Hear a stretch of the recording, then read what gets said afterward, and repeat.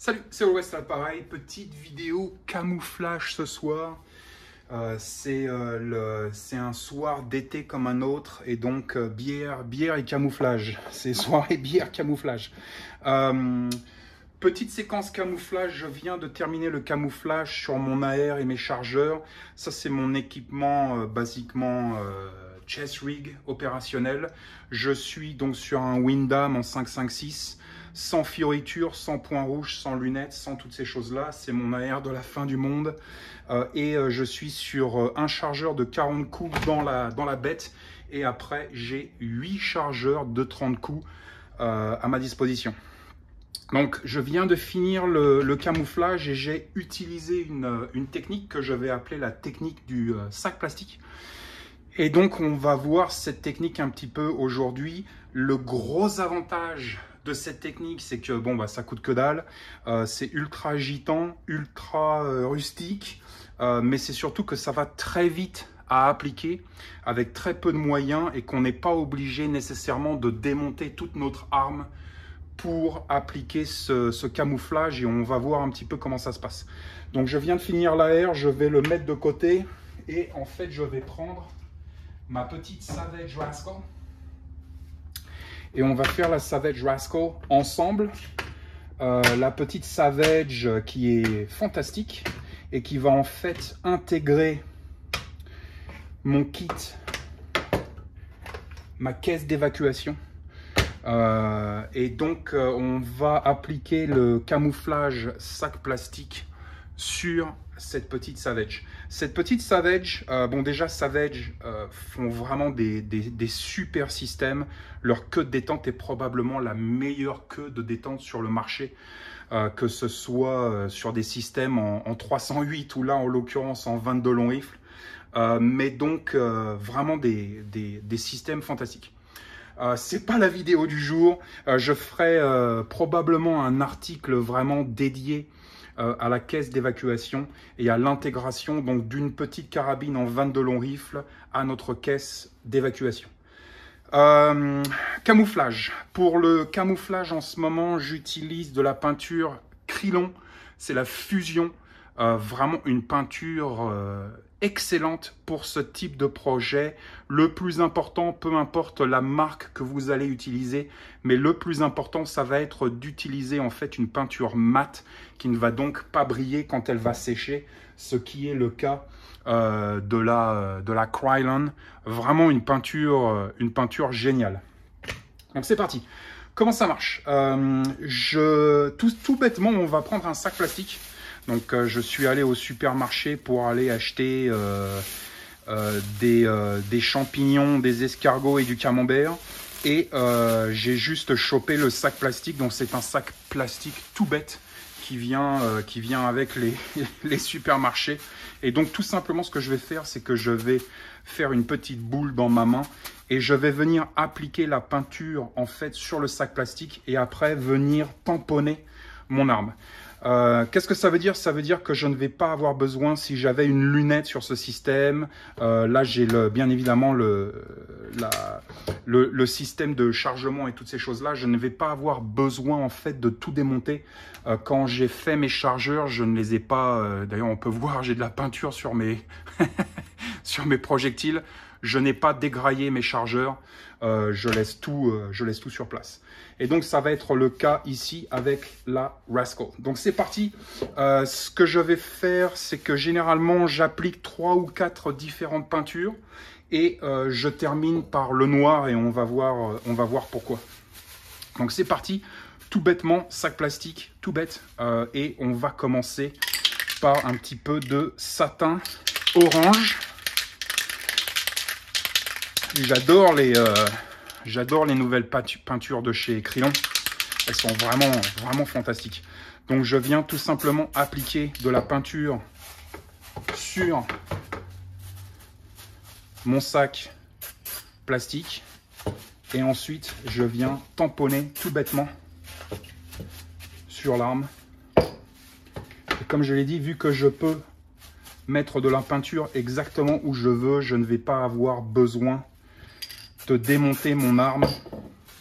Mes armes, ce ne sont pas des armes de collection. Ce Ce sont des armes utilitaires. Et donc, ça ne devrait pas nous faire peur de mettre de la peinture sur nos armes. Mais donc, très facile à appliquer. Ça va extrêmement vite. Et donc, ça va être ma première couche. Je n'attends pas en fait que mes couches sèchent entre les deux. Ce qui est génial avec la technique du sac plastique, c'est que le sac plastique va venir déposer de la peinture, mais il va aussi venir en reprendre. Et donc ça nous donne des effets vraiment très intéressants sur la peinture, sur l'arme elle-même, que ce soit les armes, le matériel, les chargeurs, peu importe. On va passer un petit peu sur du verre. J'ai jamais encore essayé ce verre. Ils appellent ça de la mousse espagnole, le verre mousse espagnole. Je ne change pas de côté de sac plastique, je garde toujours le même côté. Donc il y a des restes de peinture orange dessus. Hop. C'est pas encore bien mélangé. Comme je l'ai dit, les crayons là, c'est vraiment des super peintures. Donc pareil, je viens appliquer sur le sac. Donc ça va aussi dépendre la quantité de peinture que je viens appliquer sur le sac. Je peux en mettre plus ou moins en fait sur le sac plastique. Et comme je l'ai dit, là ce qui est intéressant, c'est que le sac plastique vient rajouter du verre, de la mousse espagnole.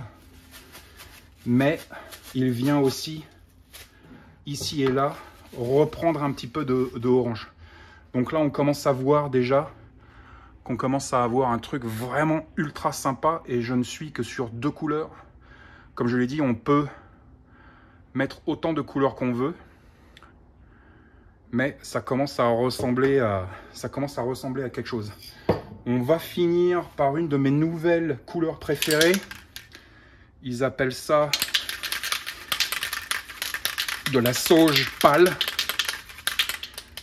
Vraiment une super couleur, surtout peut-être en urbain. La sauge pâle, c'est cette couleur un petit peu grise, gris-vert, que j'aime vraiment beaucoup en fait. Et donc pareil, je vais venir, ça va dépendre de combien, de la quantité de peinture que je rajoute à mon sac plastique, qui va déterminer en fait la quantité de peinture qui va venir sur le matériel. Et là on commence à avoir un truc vraiment hyper sympa. Donc c'est tout pour les couleurs. Comme quoi ça va très très vite. Là je suis sur 3 couleurs, on pourrait rajouter de la couleur, 4, 5 couleurs, peu importe. Ce que je vais faire maintenant, c'est que je vais terminer avec le noir. Terminer avec le noir, ça va me permettre de réduire un petit peu là où j'ai peut-être mis trop de peinture. Et ça va me permettre d'assouplir un petit peu le camouflage. Comme je l'ai dit, ce qui est génial, c'est que le sac plastique, il donne et il prend en même temps. Là, hop. Commencer à radoucir un petit peu tout ça, un petit peu plus naturel. Je suis pareil sur le noir, je suis sur du noir satin, mat, qui ne brille pas. Et donc quand tout va sécher, tout va devenir en fait